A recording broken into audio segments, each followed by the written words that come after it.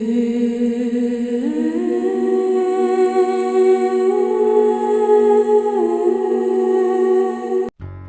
दोस्तों, धार्मिक तथ्य में आपका स्वागत है। दोस्तों, होली का त्योहार हर साल फागुन मास के शुक्ल पक्ष की पूर्णिमा तिथि के अगले दिन बड़े ही उत्साह से मनाया जाता है। इस खास दिन पर लोग सभी आपसी दूरियों को भुलाकर होली के रंग में डूब जाते हैं और एक दूसरे को बधाई देते हुए गुलाल से होली खेलते हैं। इस वर्ष होली 25 मार्च 2024 सोमवार के दिन खेली जाएगी। आप सभी लोग होलिका और भक्त प्रहलाद की कथा को अच्छे से जानते होंगे, लेकिन इस पर्व से जुड़ी कुछ ऐसी भी पौराणिक कथाएं हैं जिनके बारे में बहुत कम ही लोगों को पता है। ऐसी ही एक कथा भगवान शिव और कामदेव से जुड़ी है, तो आइए जानते हैं उस कथा को।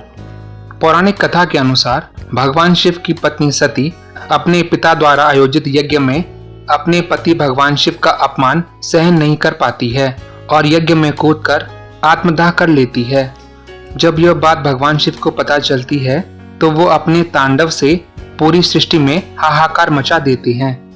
इससे व्याकुल सारे देवता भगवान शिव को समझाने पहुंचते हैं। भगवान शिव उनके समझाने से शांत होकर समाधि में लीन हो जाते हैं। वहीं तारकासुर जानता था कि भगवान शिव सती के वियोग में ध्यान में बैठे हैं। उनका ध्यान टूटना असंभव है और वे दूसरा विवाह भी नहीं करेंगे। उस समय तारकासुर ने तप करके ब्रह्मा जी को प्रसन्न कर लिया। ब्रह्मा जी प्रकट हुए तो तारकासुर ने वर मांगा कि उसकी मृत्यु सिर्फ भगवान शिव के पुत्र के हाथों ही हो। ब्रह्मा जी ने तारकासुर को ये वरदान दे दिया। ब्रह्मा जी के वरदान से तारकासुर ने सभी देवताओं को पराजित कर दिया और स्वर्ग को छीन लिया। तारकासुर के अत्याचार से देवता, ऋषि मुनि और मनुष्य परेशान हो गए। सभी देवता और ऋषि मुनि भगवान विष्णु के पास पहुंचे। ब्रह्मा जी के वरदान की वजह से भगवान विष्णु भी तारकासुर का वध नहीं कर सकते थे। सभी देवताओं ने विचार किया कि किसी तरह भगवान शिव का ध्यान भंग करना होगा और उनसे फिर से विवाह करने के लिए प्रार्थना करनी होगी। देवताओं ने भगवान शिव का ध्यान भंग करने का काम कामदेव को दिया। कामदेव भगवान शिव के समाधि स्थल पर पहुंचकर अनेकों प्रयत्नों के द्वारा भगवान शिव को जगाने का प्रयास करते रहे, पर सब प्रयास बेकार हो जाते हैं। असफल रहने पर कामदेव खुद ही एक आम के पेड़ के पत्तों के पीछे छिपकर भगवान शिव पर पुष्प बाण चलाते हैं। वह बाण भगवान शिव के सीने में जा लगता है।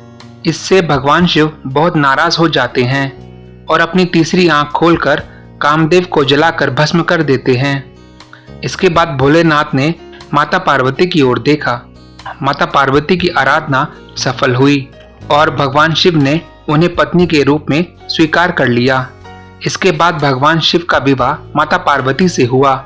विवाह के बाद कार्तिकेय का जन्म हुआ और कार्तिकेय ने तारकासुर का वध कर दिया। लेकिन कामदेव के भस्म होने के बाद उनकी पत्नी रति को बहुत दुख सहना पड़ा। फिर रति ने भगवान शिव की आराधना की। इसके बाद जब भगवान शिव अपने निवास पर लौटे तब रति ने उनसे अपनी व्यथा कही। पार्वती के पिछले जन्म की याद कर भगवान शिव ने जाना कि कामदेव निर्दोष हैं। पिछले जन्म में दक्ष प्रसंग में उन्हें अपमानित होना पड़ा था। उनके अपमान से विचलित होकर दक्ष पुत्री माता सती ने आत्मदाह कर लिया। उन्हीं सती ने पार्वती के रूप में जन्म लिया और इस जन्म में भी भगवान शिव को ही पति रूप में पाया। कामदेव ने तो सिर्फ उनका सहयोग किया था। इसके बाद भगवान शिव ने कामदेव को जीवित कर दिया और उसे नया नाम दिया जो था मनसिज। भगवान शिव ने कामदेव से कहा कि अब तुम अशरीर ही रहोगे। उस दिन फागुन की पूर्णिमा थी। उसके बाद आधी रात को लोगों ने होलिका दहन किया। सुबह तक उसकी आग में वासना की मलिनता जलकर प्रेम के रूप में प्रकट हो गई। यह दिन होली का दिन होता है। तो दोस्तों, इस वीडियो में इतना ही। अगर आपको ये वीडियो अच्छा लगा हो तो इसे लाइक करें, शेयर करें एंड प्लीज सब्सक्राइब करना ना भूलें। धन्यवाद।